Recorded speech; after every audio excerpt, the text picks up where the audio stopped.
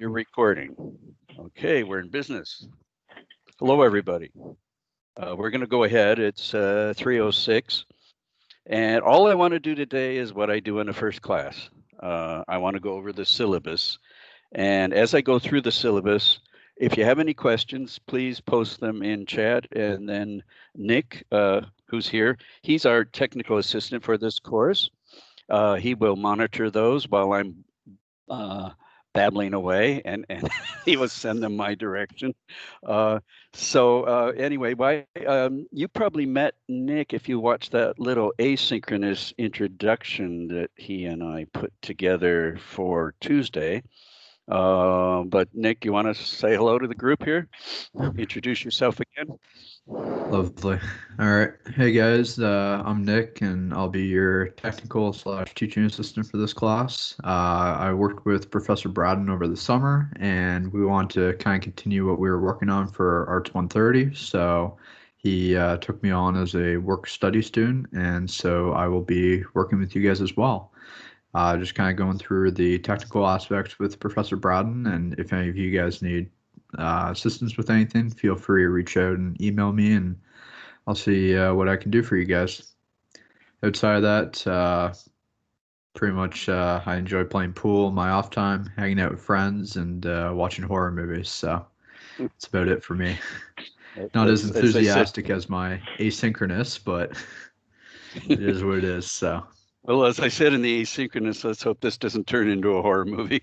I'm going to come back to Nick in a while. I'm going to ask him to talk about posting the introductions, those videos, in the discussion board. And I'm also at a certain point in going over our schedule, going to ask Nick to talk about the watermelon challenge, because the watermelon challenge is his brainstorm. And I've never done it before, and I've agreed to do it. As I mentioned in the introductory video, we're going to do it at my house. I guess next Tuesday. I don't know. We haven't actually talked about the day yet, have we? No, we'll We're need to going to do figure it. that out soon. Yeah, we're going to do it early next week and post it right away. It'll be done asynchronously. Which is probably a good thing because you never know what's going to happen. And at least, if it explodes in my face and I have to be taken to ER, we won't show you that. So anyway, I'm going to have him explain all that. I just noticed my picture disappeared, but it's back. Everybody okay? Everybody with us? What I'm going to recommend, I was trying to share the syllabus, but it's too small to see anyway. So I would suggest everybody open the syllabus in another window or on another device. And I will give you the page numbers as I proceed through the syllabus, but there's really no point in my pointing at a screen that's too small for you really to be able to read. So let's go to page 1. I'm just going to proceed through it and sort of gloss over certain things that need further explanation. Office hours are right now, Tuesdays and Thursdays, always from 3 to 4:20. But I've been thinking about this. Like this spring, I taught this course remotely. And I just held office hours in terms of telling people to message me. And then I would respond to them because I'd be at the other end during that time, but nobody did that. Finally, one student asked if we could Skype, and we did. So I think we should keep the office hour kind of flexible. I'll be around, but for instance, when we're getting closer to the first of the tests, we might want to devote the office hour to a kind of practice session or whatever. So let's stay flexible about the medium we use for the office hours. But generally, it'll just be, I'm always going to be here. And actually, I'm here from 1:30 to 3 o'clock because Nick mentioned Arts 1:30. I'm teaching a section of that this fall. And their office hour is also on Tuesdays and Thursdays, starting at 1:30. So basically, I'm available from 1:30 to, 4:50, I think it is. 4:20, sorry. So anyway, you can get hold of me pretty well all afternoon on Tuesdays and Thursdays is what I'm saying. I did want to mention at this point, even though there are some other places on the syllabus where I could mention this, that I have posted some things from the Writing and Communications Center. They are up and running this semester. Ordinarily, of course, one would go and see them physically, but they've got workshops going. And I also posted somewhere in Learn some links that would allow you to contact them when we get into the assignments. They don't correct everything. I mean, they're not there to be the editor who gives you an A plus. If you go to them and you just say, fix my paper, they don't do it that way. But they're really nice people, and they'll talk about your thesis and they'll talk about your organization. And also, if you have a whole bunch of comma splices or sentence fragments, they will comment on mechanical and grammatical errors as well. So I just thought I'd mention them in passing, and then we'll talk about them as we proceed through the course. Let's go to page 2. This is the required text. Okay, Messenger, the Canadian Writer's Handbook, second Essentials edition. As I noted on the syllabus, if you like hard copy, I've ordered them for the bookstore, and they're up and running too. And you can order books through the bookstore. I think they have kind of curbside delivery right now at the bookstore. But also, if you want to acquire the ebook version, I've given the link to VitalSource, so it's up to you. But you do need this text. In fact, as early as next week, I'll be referring to it. It's a great text. I've been teaching this course 4 years at Renison as part of Waterloo. In fact, this course is only taught at Renison, and it's, I think, the longest running course at Renison. It's been running something like 3 decades. And when I came to the course 4 years ago, the person who had developed it had just retired. And so she handed it over to me. It was a legacy.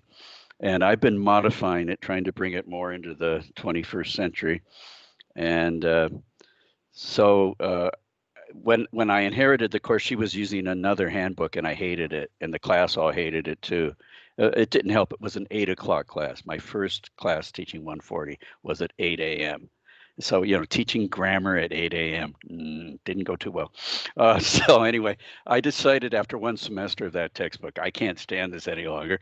I got another one at the recommendation of a colleague, and I disliked it even more. And I'd used Messenger years ago. We can talk more about this kind of stuff at the Watermelon Challenge, but I've been teaching this kind of course for over 40 years to date myself. And my favorite handbook was Messenger. So I went back to it, and I love it. It's perfect for this course. It has lots of examples when you're trying to illustrate certain principles of grammar and mechanics. A lot of students complained about the other texts that there were no examples. So this illustrates whatever's being discussed. Also, a lot of people attending the session today are in their first semester. And so they're not going to be awfully familiar with Learn, probably, although you've probably been perusing it for this and other courses. But you have modules under content. Upper level students will know all this stuff already. So when you go to content, you see I've posted a whole bunch of stuff. I migrated actually a lot of things from the spring course. And among the modules that you'll find under content is one titled Grammar. And that includes a link to the Writing and Communication Center, but also as we go through certain basic principles of grammar and mechanics, I've got a whole bunch of links to different sites to further enforce what's being discussed in the Canadian Writer's Handbook. So that's the only required text. It's not terribly expensive. If you buy the hard copy, it's $30-something. And there may be some, I think I posted last week before anyone could see Learn, there is a used bookstore.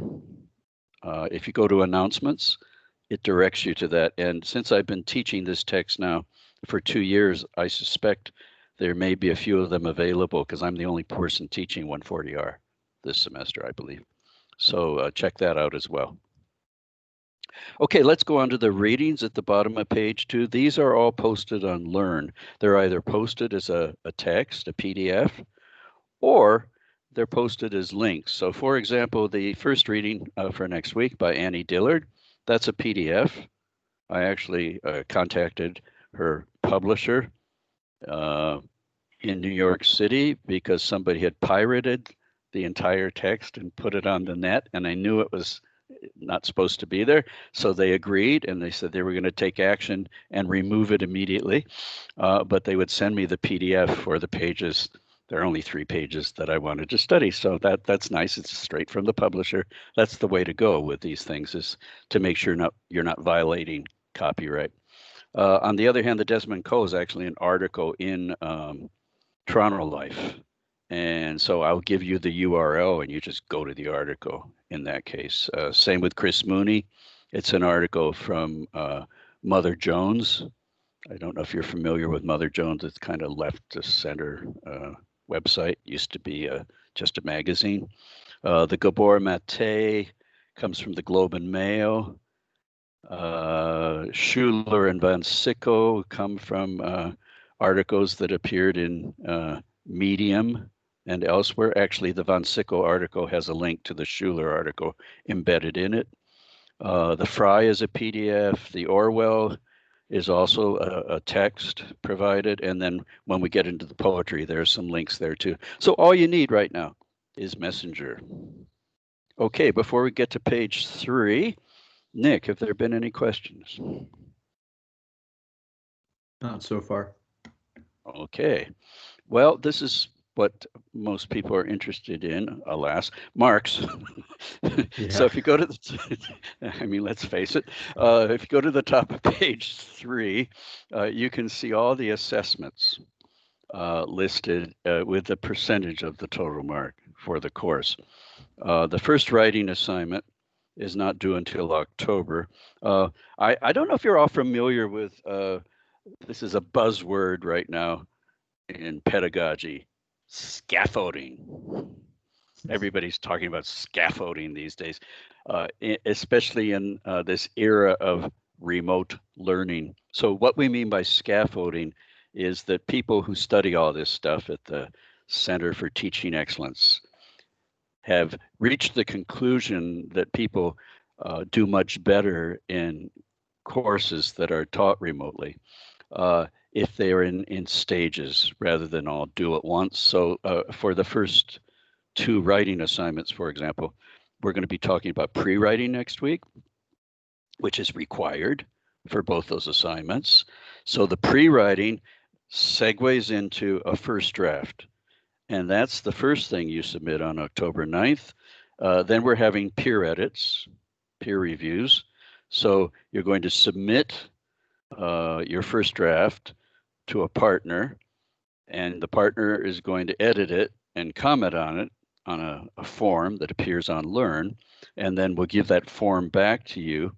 And then you have about 4 or 5 days to revise the first draft and then submit a second draft, as well as your peer edit. Okay, so that's what I mean by scaffolded. Roughly a week apart, you have 2 submissions. So the whole thing counts for 20%. The actual revised draft is 15%, and then the other stuff is 5% of the total of 20. The same applies to writing assignment number 2, which is going to be argumentation. I'll be giving you topics for that. A lot of them are based on the readings. We'll also be talking about argumentation as one of the 4 rhetorical modes in this course. I took into account the comments from last semester, and the general consensus seems to be that if you teach the full load from a in-class course in a remote course, it's too much.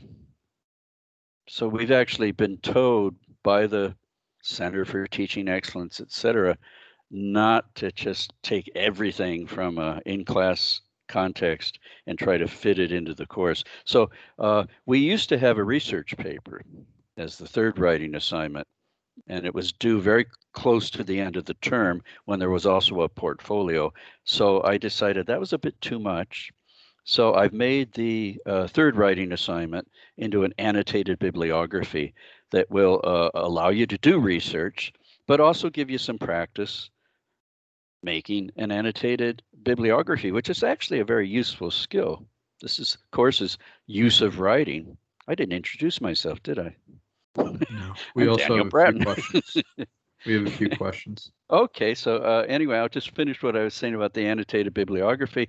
That's a new thing. I've done it in other courses, and it'll teach you some research skills. So what are the questions, Nick? They have a question in regards to partner selection. So for peer editing, will they be choosing their partners or will they be randomly selected? You can choose a partner, but let's face it, most of you don't know anyone else here. And you will get to know each other through the discussion forum, which I'm going to talk about in a minute. So you may discover somebody who's a kindred spirit, to use Anna Green Gables talk, somebody who's simpatico that you decide, hey, I'd like to work with that person. So if you make a request, you can do that. But otherwise, Nick and I will, this is actually going to be one of Nick's jobs. I don't know if he knew that yet. He's going to, No. you're going to be pairing people and posting those in the discussion forum. It's easy. I can You're really do it. putting that on me, eh? Yeah. Well, Nah, anyway, you don't have to worry about the students loving or hating you. That'll be on me, apparently. yeah, you can choose the partners they don't get along with. Yeah. And by the way, that does happen, to be honest. Sometimes you get a dud as a partner, and you're supposed to get the first draft edited back by Monday, and guess what? You don't get it. Okay, write to me right away. Okay, let me know right away. We can arrange a divorce. If you really say, I don't want to work with this person, things aren't going well, I can be diplomatic, although it's kind of difficult in that situation, and say, I think we need to find another partner. So I hope that answers the question. You'll be paired unless you request a partner prior to the Yep. assignment of partners. And then there's two questions in regards to dates. One person asked whether or not the dates you mentioned, due dates wise, were available on the syllabus and calendar, which I believe is true, right? What's that? The due dates Yes, are available within the syllabus and the yes, calendar, correct? yes, they are indeed. I hope they agree And with each other. Yeah, and actually, then, sorry, go ahead. if you look at the course outline, which is, I guess, what we're calling the calendar here, although there is also a calendar in Learn, which is why I was a little confused. On the course outline that begins on page 4, anything that is a due date is in red. So if you have a printer and it's black and white and you print it out as a hard copy, you're not going to see that, but you'll see it online. And anything that's in blue is a discussion forum topic. So we'll talk about that in a minute. But yes, the dates you see under course requirements and assessment should correspond to the course outline that begins at the bottom of page 4. Cool. And then final question, is there any assignment due for the end of this week? Yes, there's the video. There's the introductory video, which Nick's going to tell you about in a while. It doesn't count towards your mark, however. Don't tell them that or they won't do it. Well, I was already on top of that one. It is mandatory.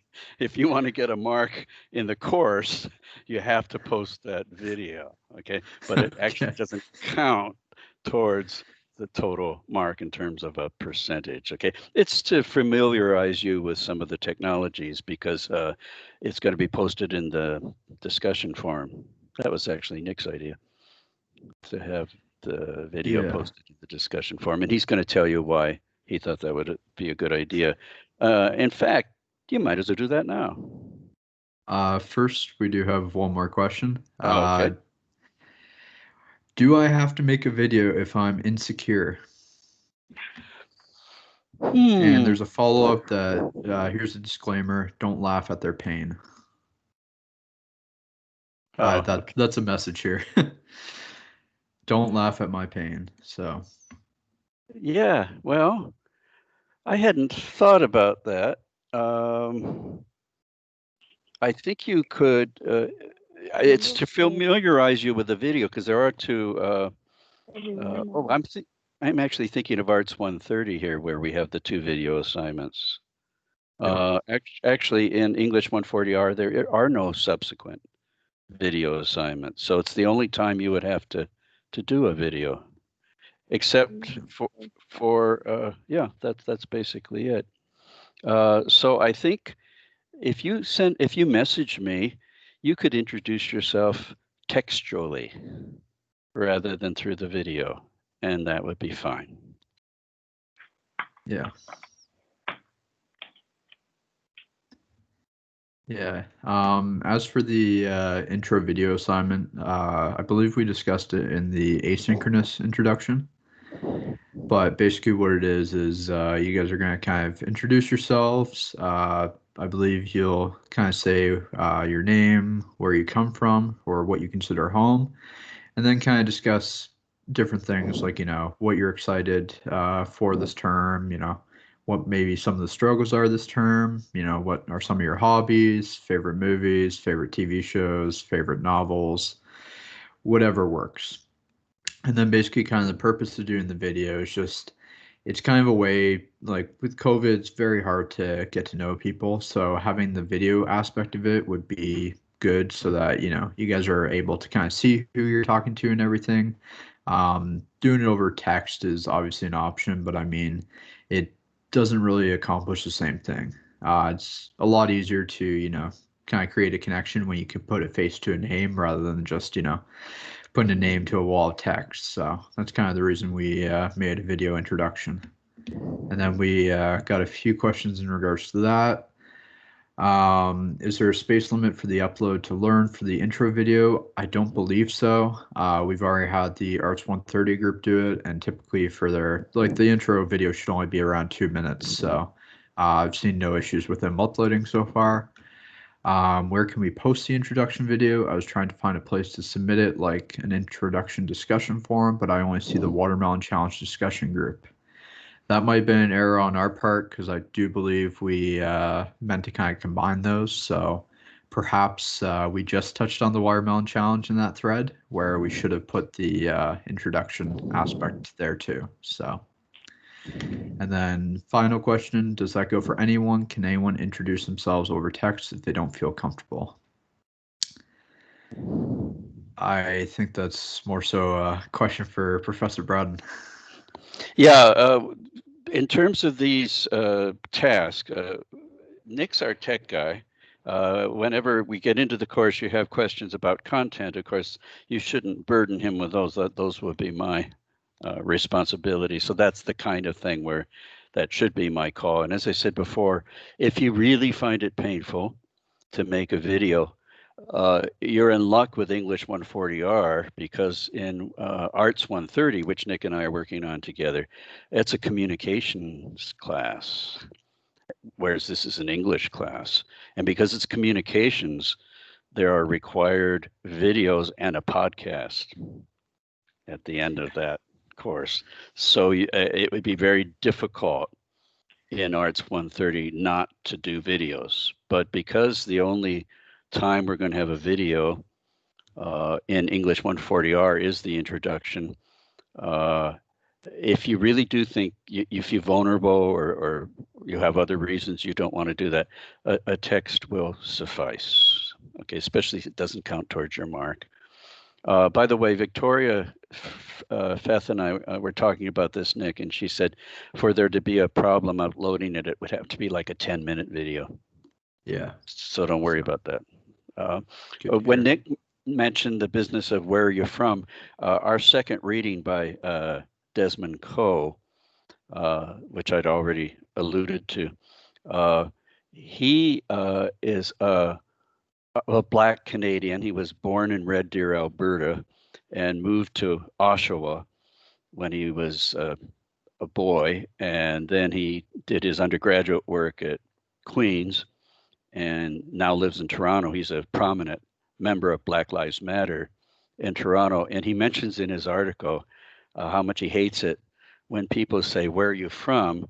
And he'll say Red Deer, and they'll say, "No, where are you really from?" The implication being that because he's black, that he's from somewhere else. So I always, after reading that article, I never even thought about the minefield there is in asking somebody where they're from. Uh, so what I say in terms of if you want to add that sort of information to the video, it's where your heart is. You know, where you live now is where you're from. You know, I live in Elora now. I was born in Ohio. I spent the first 19 years of my life there. I lived 17 years in the Far East. Uh, I have a lot of attachments in my life, but right now Elora's my home. So that's all. If, you know, tell us what you want about yourself, what you feel comfortable sharing. That's the important thing. Yeah. And then we also got asked if we're going to create a discussion thread for the intro video. I believe we will either do that or we might revise the description of the watermelon challenge. Because the whole purpose was we did this in Arts 130 is we made a introduction discussion thread for the video postings. And then within that thread, we did put a disclaimer at the bottom saying like, hey, you know what, if you've got questions for the watermelon challenge, please add them at the bottom of your thread in text format. So when you have your thread, you have video first, just with the introduction and everything, and then a couple text questions below. So we might revise that thread just to include that. Yeah, as soon as this is over, I'll revisit I don't want to do it right now, but I'll revisit the first discussion forum topic and make sure that it's clear that that's where you submit your video. While we're mentioning the watermelon challenge, you might as well tell them about Yeah. that. Yeah. All right. So the watermelon challenge has been, it was kind of more of an internet challenge in the past. Basically used, I think it was BuzzFeed that started it off. So basically what it is they basically took a watermelon, they threw on a couple lab coats, a couple pairs of goggles, and they tried to see how many elastic bands they could fit around it before it exploded. And so after that, we saw kind of a continuation. Some people kind of revised that challenge to meet whatever, platform they're doing. I've seen a couple streamers do it. And then basically the way we've done it for this is we're going to change it into kind of a Q&A watermelon challenge. So the purpose of this is to kind of create a memorable experience for you guys since it's online. It's certainly no replacement for in person, but in the very least, what we can do is we can make this a memorable experience. So basically, I kind of went around, brainstormed a few ideas, one of which was the watermelon challenge. And thankfully, Professor Brown was actually one of the first people who said that they would actually do it. So pretty much what's going to happen is we're going to take the watermelon. Depending on how many questions we get, we want to make sure that it'll explode for sure. So we'll probably throw on maybe like 100 elastic bands before we even start the challenge. And then basically what we're going to do is we're going to take everyone's questions, whether those questions are academic, questions about Professor Brown's personal life, stuff like that. Like, what's your favorite novel, anything like that, right? And so basically for every question that you guys ask, we'll add, say 10 elastic bands to the watermelon. And that way he can answer all your questions in regards to the syllabus, in regards to who he is pretty much. And then by the end of it, the watermelon will blow up in his face. And you'll see the tensions and kind of fear on his face as it gets close and everything. You can see he likes So, horror movies. yeah. And so, sorry, we got a question here. That's going to be happening, I believe, next week. It's going to be an asynchronous activity, so you guys will have time to pretty much give your questions. I'll compile them in a document after reading through all of them, and then we'll be filming the video and posting it into the classroom for you guys. So I think that's about it for the watermelon challenge. I will say I don't believe in food fights and things like that waste food. So I've actually contacted Zares and I said, if you have any inedible watermelons that you'd like to donate to a good cause, could I come pick a couple up? Because we're going to have one watermelon challenge for both sections of 140R. And then if I'm still physically able and not in ER, we'll do a second watermelon challenge, clean things up a bit for Arts 130. What we'll do is we'll probably be on my veranda in Elora because I don't think it sounds like the sort of thing you want to do in your kitchen. Yeah. And it's just a lot. I mean, I had to think twice about it because, like most people don't really look forward to making a fool out of themselves. But, I thought, gee, for those who are in your first year, you miss out on all the fun of orientation, which is such a wonderful time at Waterloo. It's such a joyous occasion. I love walking through campus when orientation's going on and you have all the faculties joining together and playing games and bonding. And so, to make up a little bit for that loss, we thought, let's have some fun, because that's what this course is supposed to do during the first couple of weeks. It's supposed to create social interaction, promote social interaction and bonding between students. So that's why we're doing it. It may sound a bit silly to some of you, but let's just have some fun with it. Yeah, good way of summing it up. Any other questions? No, I think that's about it. All right. Well, while we're on page 3, I've already had a couple messages about the tests. Hi. I'm Janya, you got a call, eh? Full of a live call. Do you mind? You told me no live call. I didn't think I had one, and then I realized that I had one for English. Janya, you're unmuted. I'm doing a chemistry assignment right now. Oh my god. This could be entertaining. I mean, he's just going over the syllabus that I already had, so. Oh, okay. Well, I was just gonna check up on you, see how your day was going. This is as good as the watermelon challenge. I'd say so. It's all dependent on you. I'm good anytime. Okay. So I still have like. If anyone has any questions for Janya, please put it in chat. Maybe we should make motions so she realizes she's linear algebra, and then Yeah. Then I'm thinking, because I also wanted to go to Staples, but I'm like, hey, why don't I just bring? Yeah, Professor Brian, I think you can just mute her if you want. Sure. And then just right click on her little figure here. The other stuff I might just do later on, like after. I'm going here for like an hour or something. Yeah. Initials? So. Yep, JL. Oh, JL seems to have hung up. Okay. Yeah, I think we're good. Okay. Well, that was an entertaining little interruption, although I don't recommend too many others engage in it. No. That's the interesting thing. By the way, this could be our only synchronous session. Yeah, very we're true. We're not encouraged to hold synchronous sessions for some pretty obvious reasons. Not everyone's in the same time zone. But the way of dealing with that is recording this, because it's going to be made available very shortly after we leave. And so anyone who wasn't here today will be able to view it. Okay, so that's one objection to it. But there are some other objections to synchronous classes besides the time zone business. And from an instructor's point of view, more can go wrong with a synchronous class. And in fact, when I introduced myself to English 140R in the spring, before I met Nick, I was not using MS Teams. I was using, I forget what it was, and it crashed. After like 2 minutes, we all got to see each other and introduce each other. And then I live in the country. I'm outside of Elora. And a strange message came up, which I sent to the IT people, and they said they'd never seen it before, but it was probably because of the broadband. The width was, the whole thing just completely crashed. So far, so good today. I'm told that actually MS Teams is pretty good for doing this kind of thing, but I think we'll generally stay with asynchronous videos through the virtual classroom, which you can find up. It's on Connect if you look at Learn.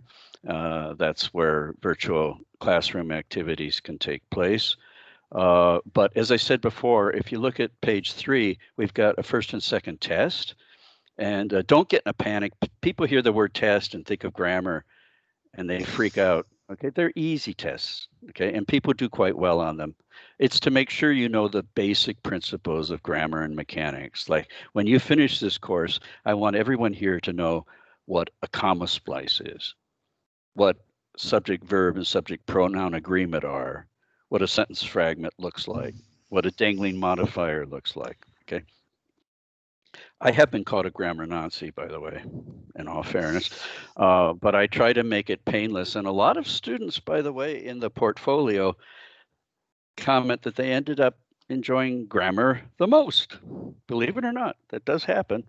And even in the course evaluations, a lot of students say what they enjoyed about 140R was the grammar and how much they appreciated learning about grammar, because let's face it, a lot of you listening right now probably haven't studied grammar and mechanics for a very long time.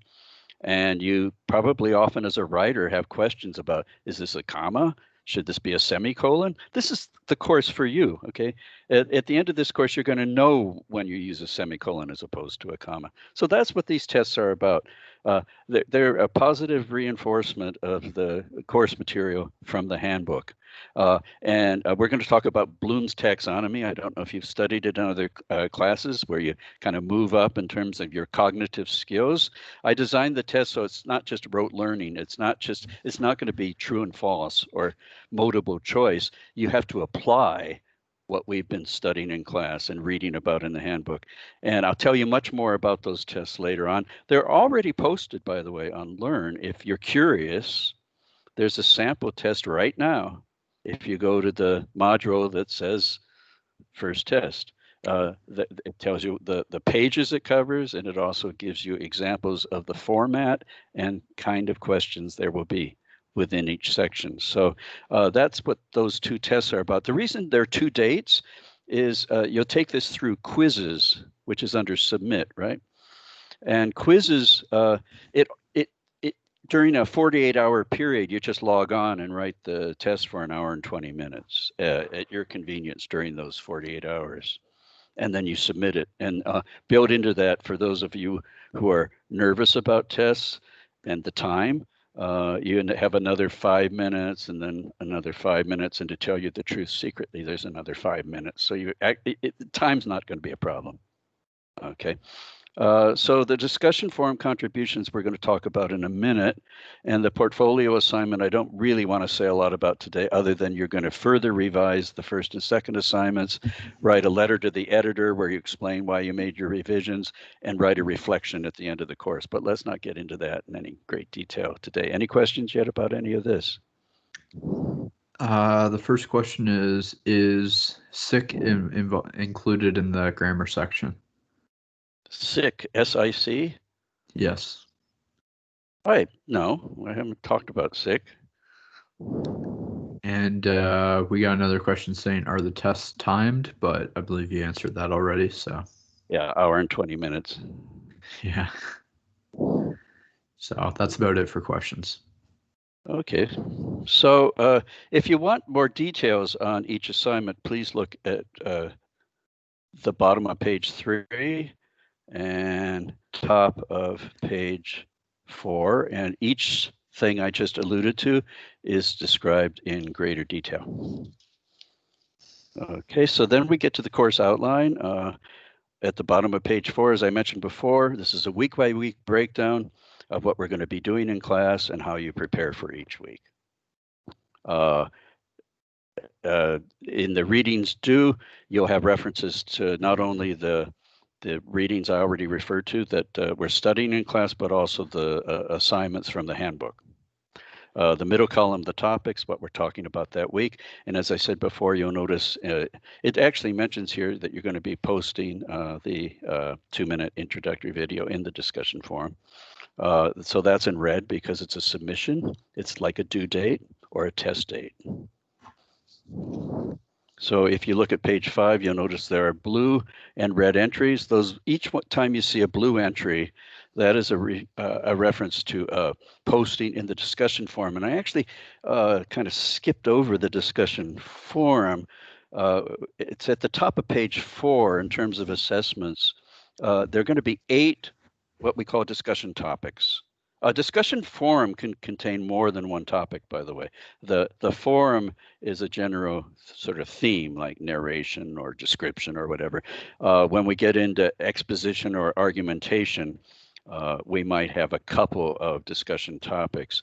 There are going to be 8 of them over the course of the semester. And to get the full marks, you must write about 5 out of those 8. You must post on those. And there are deadlines listed in the course outline. So you'll know by when you need to submit them, because then it closes. You can also comment, and this is really important, comment upon each other's postings as a thread. Okay, so it doesn't mean if you comment on 5 out of the 8 that you automatically get all 10 points. It's qualitative and quantitative. Okay, so what I do is I keep track throughout the semester of how many you've submitted and the quality of your work in general. And then at the end of the course, I give you a mark out of 10 for those. You got another question, by the way. You got a fellow here who says he bought the online text, but he's unable to reference the page numbers that you're looking for him to read. Really? Is there a way? Yeah. Is there a way you can determine the section they should read up to in the e-version of the textbook? Yes, there is. And what I would do is I'll have to go back to the syllabus, and I will give you chapter and verse. I'll give you like part 1, number 1. Each section in the text is numbered. So for example, for next week, we're starting the pre-writing, which is on page 1. If you've got a hard copy. But what I would say here is read parts 1A through G, I think it is, and then at a certain point, I'll be quite specific because I'm sure I've never seen the ebook, by the way, which is why I didn't realize it didn't have pagination. But I'm sure that must at least have those, that they're over in the margins. In this case, for the first chapter, they're in orange. And also there are, of course, subject headings I can provide as well. So thank you for calling that to my attention. I don't. He said perfect. Yes, it's numbered and lettered. That'd be perfect. So I think your Super. solution is good. Great. Really appreciate knowing that now. Never hesitate to ask a question in this class, by the way. We're all in sort of new territory here, and things arise that I just take for granted because I tend to be a hard copy person. In fact, the other course, the Arts 130, I'm working from an ebook, and I end up printing the whole thing, and I want a hard copy. I'm just that, I'm an old guy. I like hard copies. I like books. I love books as physical objects. I love old books. I have a library, So I never, the whole world of ebooks has never been something that attracts me very much. But I recognize, in 2020, a lot of people are working with ebooks. So I really do appreciate your calling that to our attention. Anything else? No, this is about it for questions so far. Okay, then I'm not going to go through that whole schedule other than to mention if you're confused, for example, at the bottom of page 7, November 30th to December 4th, right at the end of the course. It says second test in quizzes on December 3rd and 4th. Well, everybody now realizes why it says 3rd and 4th is you got that 48-hour window of opportunity. Now, because this is COVID-19 and remote learning, strange things happen to people. At least they did in the spring, and I don't see any reason they're not going to happen in the fall. I had people who were first responders taking the spring class.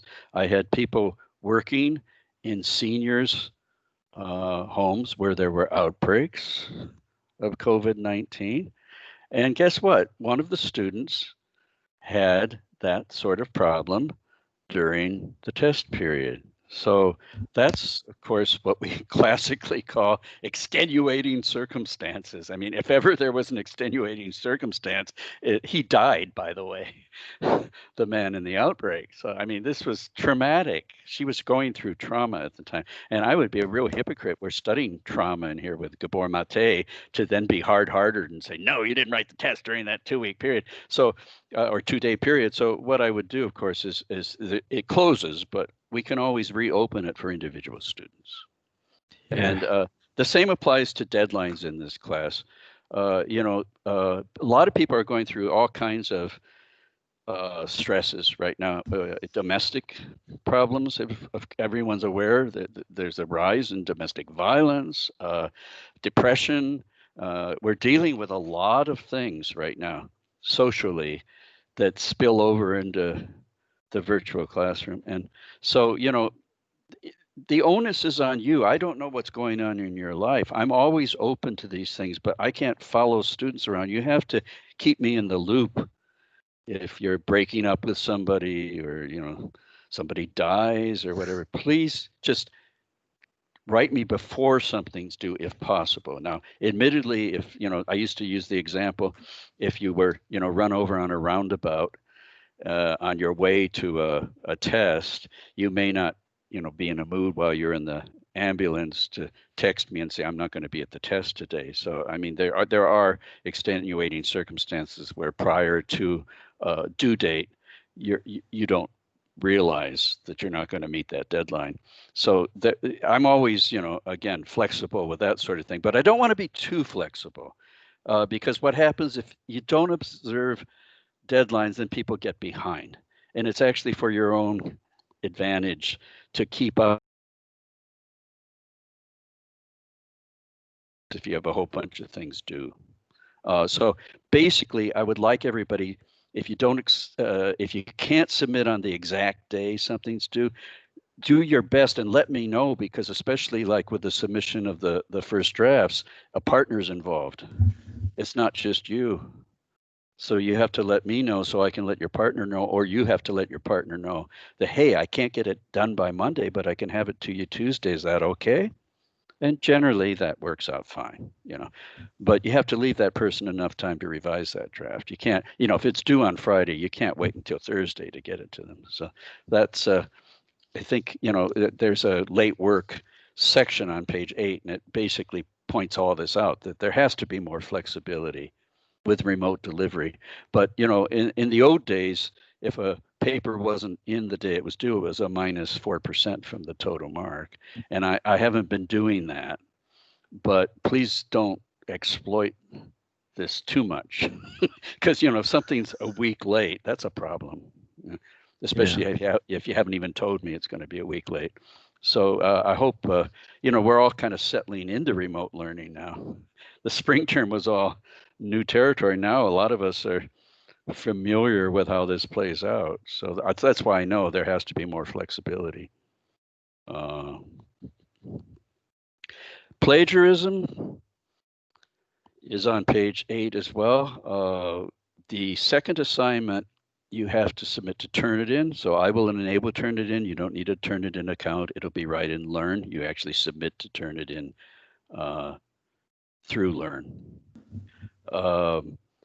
What I would mention is that the first assignment should not involve plagiarism, because the topic of it, which you're going to be writing about next week, actually, is your first pre-writing exercise, is something that was transformative in your life. It's a descriptive narrative.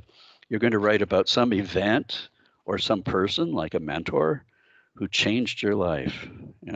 It can be something really dramatic. It's not necessarily something happy. We'll talk about this next week a lot, because what you're going to do through pre-writing is you're going to delve down into your unconscious, and you're going to bring to the surface information that's buried within. A writer has this incredible capital buried within him or herself.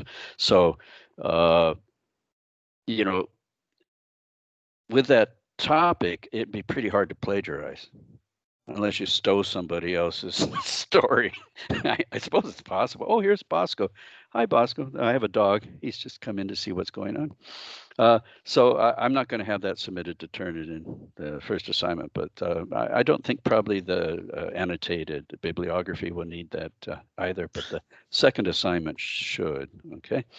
So that's all I want to say about page 8. Sorry, we got a time-sensitive question here. Okay. We got quite a few people wanting to see the dog. Oh, From what I see, it's very urgent. can you see him now? Yeah. That's Bosco. Bosco. Hey, buddy. Yeah, he's a Cane Corso. He's 12 years old. He was a rescue from Montreal. He'll probably participate in the watermelon challenge too. Yep. At a safe distance. We got quite a few compliments here. Cute, Yeah, adorable, very strong. He's the sweetest dog I've ever known, actually. We used to breed bull mastiffs. This is my first encounter with a Cane Corso that are quite similar to bull mastiffs. We can talk more about them at the watermelon challenge. Yeah. Okay, Bosco? Good boy. Yeah, I'm sure they'll double your questions, actually. They'll have like half their questions about the dog. Well, he has his own Facebook page, actually. Actually? Yeah. Your dogs aren't supposed to, but his is Bosco Bosco. They haven't figured out he's a dog yet. Wow. Okay, getting back to academic integrity, because I was talking about the plagiarism detector. Please carefully read page 9. We're supposed to do this in the first class, whether it's in class or remote. We're supposed to really emphasize the importance of academic integrity. Okay, and so I would point out on page 9, especially to first-year students who haven't gone through this before, there's a U of W academic integrity webpage, which will give you more information about what constitutes academic integrity at Waterloo. And then you also want to carefully pay attention to discipline. There's what we call Policy 71.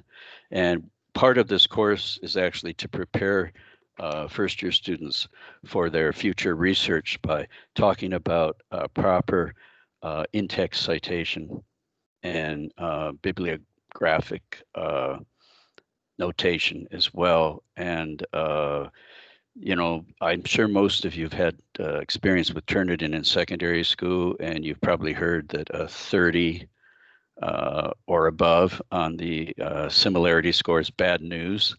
It doesn't automatically mean if you have less than 30, it's good news. Alas, I did have a plagiarized paper in the spring, and it didn't have an especially high similarity score. And one of the reasons that can happen is I don't think Wikipedia is part of the Turnitin database. I've never seen something cited as being from Wikipedia. And yet, whenever I've had problems with documentation, they've been with Wikipedia. My brother, who was a history prof, he used to tell his students in the first class, never cite Wikipedia or you will get an F. And his wife was the head librarian, so when they went for the library tour, she used to reinforce it and say, don't use Wikipedia.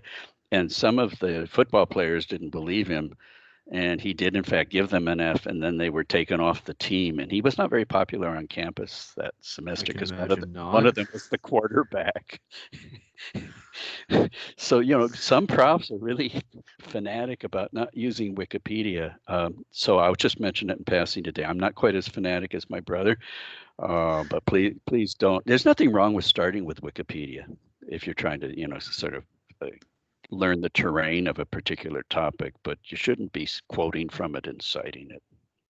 So, that's an example of where you might have a low similarity score on Turnitin, but you're not home free yet, because actually, if something doesn't seem to be original to me, the first place I usually go is Wikipedia. It used to be Coe's Notes in the old days. Now it's Wikipedia. Anyway, we won't. I'm sure we're not going to have any problems with that, right, class? We will talk about paraphrasing. a lot of people learned in high school, that like paraphrasing is kind of a dirty word, like if you change every sixth word, then it's no longer plagiarism. Well, that's not what we're talking about in university when we talk about paraphrasing. It's good to paraphrase. It's a skill that I'm going to be emphasizing in 140R is what makes a good paraphrase. You put it into your own words and your own sentence structure. But it's much better these days in a university essay to paraphrase than to quote something word for word and use double quotation marks. In fact, I know some profs who will not allow any direct quotations in their essays. They insist that everything be paraphrased because if you paraphrase it, you actually have to think about it. If you're putting in your own words, whereas in the past you could just have a kind of pastiche of direct quotations and just stick them in there and then not comment on here's another one, here's another one. And so with the argumentation essay, all it is a bunch of direct quotations from other sources without any commentary. Well, that paper's not going to get a very good mark, is it? So those are the kind of things we'll be talking about when we get into research. Okay, any other questions? You had Ryan talking about Cole's notes, says takes him back, and you'll need to put Abdullah on your list because they can't promise they won't plagiarize. So there's one right off the bat to watch out for. Yep. Thank you for that alert. That's about it. Okay, let's see. Well, we've spent an hour. We don't have to go an hour and 20 minutes today, but if you do think of a question afterwards, that'll be perfect for the watermelon challenge. They don't all have to, they can be any kind of silly question, by the way, but they can also be kind of serious questions. But if you have an afterthought about the course and we didn't talk about it today, that's a perfectly good venue to ask that sort of question. Yeah. And we'll end up revising the discussion board right after this, right? Yes, Just we so will. We'll get do them it a place. So I'm wondering if everybody's clear on that discussion. You go to Connect, right? Yep. And under Connect, I believe it's the second of the options. And it says discussion forum. And as I said before, there are going to be 8 of those. And sometimes those are called topics. So you comment on 5 of those 8 topics. Like poetry, there's only 1. Description, there's only 1 topic. So the forum and the topic are one and the same. Okay. But when we get into exposition and argumentation, there are multiple topics under the general heading of argumentation or exposition. So in that case, within a forum, there can be several discussion topics. This will probably be clear once you've visited the discussion forum. It takes the place of class participation. I mean, that's what we've got. Yeah. There's nothing to duplicate, I'm sorry to say, the energy of a classroom. I may have mentioned this in the asynchronous introduction is I love classroom teaching because of the energy, and I pick up on students' energy, and students energize me, and I hope sometimes I energize them. I think of a classroom as a kind of clearinghouse where people bring their experiences to, I don't put myself up on a pedestal and pretend to know everything. A lot of people know things about particularly culture. I was away 17 years. I was in the Far East. Things that happened in Canada when I wasn't here.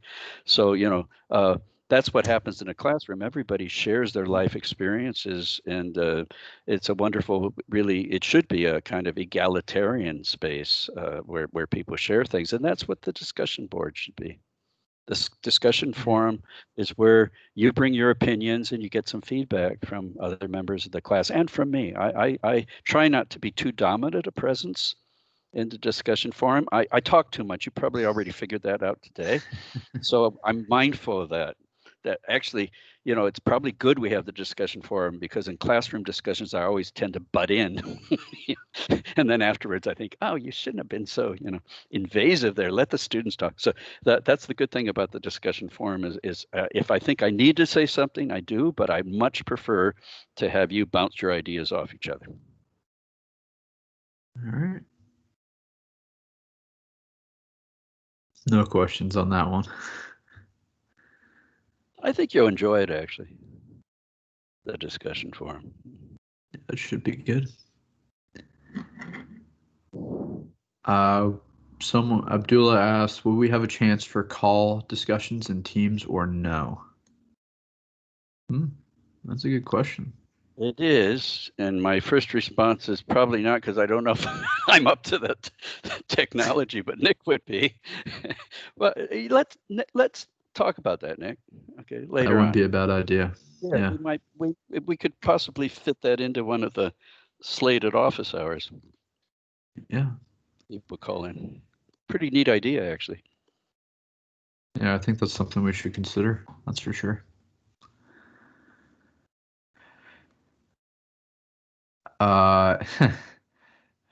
Another question. Okay, this is interesting. Are you related to Creed Bratton? Of the grassroots. And The Office, apparently.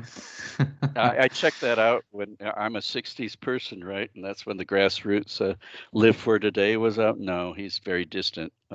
I'm probably more closely related to the former head of the police in New York City and LA, William Bratton. I think he does show up. My brother was a historian, and I believe he's not too far off. Not bad. But it's not, well, I don't know. In 2020, it's not a connection Yeah. you want to brag about, because he was. That's fair. We're talking about carding with Desmond Coe in Ontario, specifically in Toronto, where you can just be stopped. The policies have changed on this, by the way, since he wrote that article, published it back in 2017 or whatever, because a lot of people objected to carding. They quite rightly saw it as racist, that minorities were singled out for carding. The statistics prove it was racist. Yeah.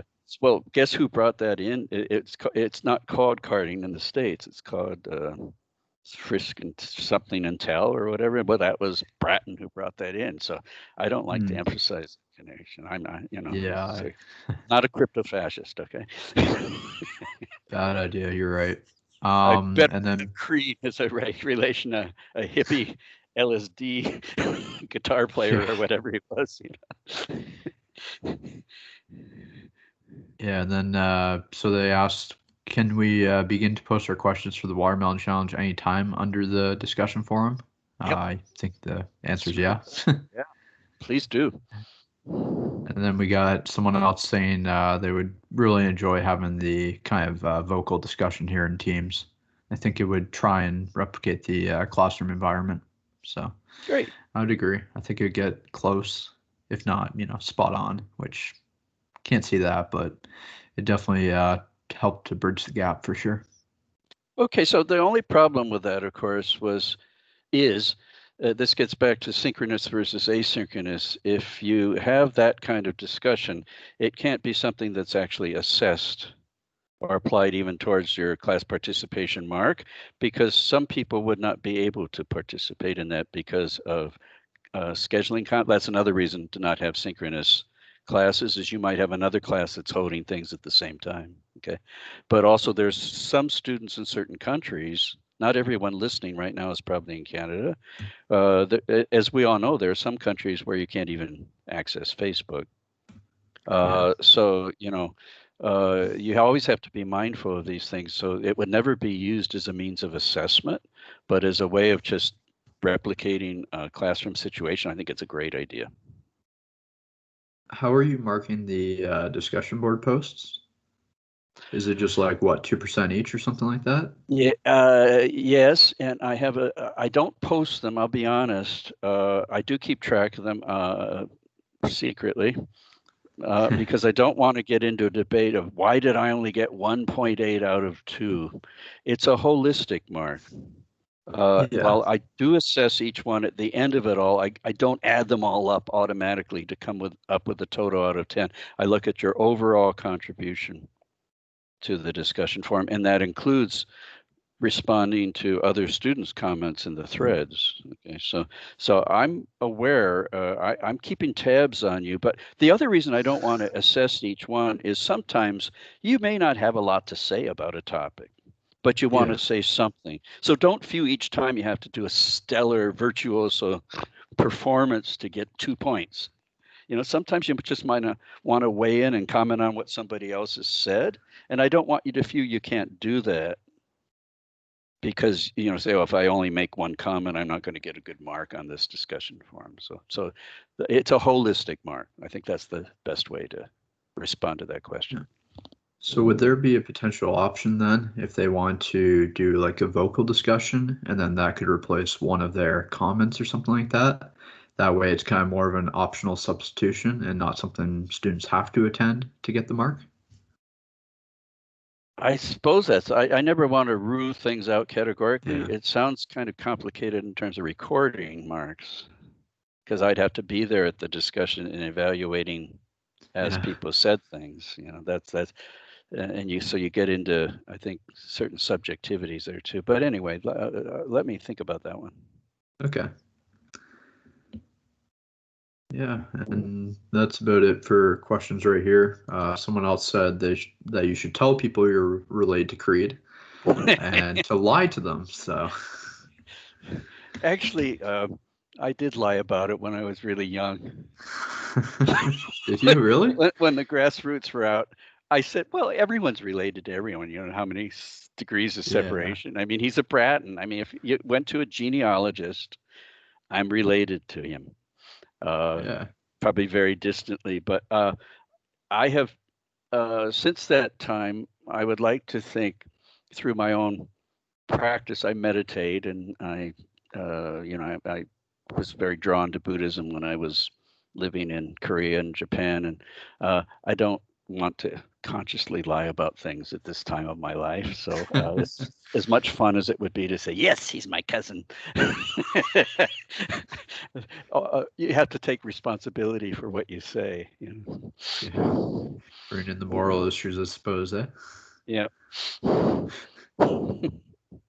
Fair enough. So yeah, that's it for questions right now, and I think you're at about 4:13. Did you say Yep, you want so to go that's till 4:20? Yeah, I mean, as you can see, the introduction really does take a whole class. Yeah. It's not, perhaps the most exciting class of the semester generally, but it serves its purpose. I think Oh yeah, people for have sure. much better idea after today's session of where we're going in the course. Plus, Let's how hope. else would they have seen your dog? Well, at the Watermelon Challenge, maybe, as I said. Fair enough. I'm not going to encourage him to get involved. He'd probably run off with a watermelon or something. Well, you're worried about wasting the food, right? So Yeah. There must be a rotten one. That'll explode more easily too if Zares is able to give me one that's really ripe past selling, then we won't have to use so many rubber bands. Yeah. No, very true. Okay. You're getting a lot of compliments on your dog. Your dog was the highlight of the meeting. Therefore, they're saying that we're boring and, indirectly insulting us. Thank you very much, Kim D. No, if you're a dog lover, your dog always comes out on top. Always I a generally shame. prefer the company of dogs and horses to humans, so I'm with you on that one. Fair enough. All right. Okay, well, nice meeting you, even though it was pretty one-sided. But I look forward to seeing your videos, and I hope you look forward to seeing each other's videos. But for that one student, and there may be others who doesn't feel that's something that person wants to do, that's fine. I think in terms of the equivalent to that, you could simply submit the text to the same discussion board as an introduction. Okay. And people Yes, will read it. sorry. Yeah, you'll be posting the introduction videos to the Watermelon Challenge section. We'll be updating that to kind of incorporate that just in the text there. So we'll put like week 1 introduction / Watermelon Challenge questions or something like that. So we will be updating that soon. And you're getting a lot of thank yous here. So Thank you, everybody. And that's about it, I believe. I'm looking forward to the class. Thank you. And you seem very cool. This is very helpful. Well, that's good. Really, Let's hope that continues. this is just an ego boosting session for you at this point. That's right. Wait, you get to know me.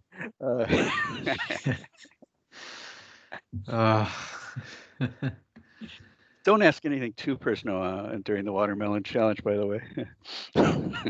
Oh, There's certain taboo topics on that one. don't worry, I'll Drugs. ask those. No questions on drugs or things like that. Okay. Yes, I'm addicted to coffee. Yep, you're giving them ideas already. Is what they're saying? Okay, well, let's call it a day. I look forward Yep. to seeing you soon. All right. All right. Cool. Probably stop the recording now then. I shall do so. Yep. Thanks very much. All right. See you guys later. I'm going to Thanks for hang joining up. us. Bye, class. All right. Take care.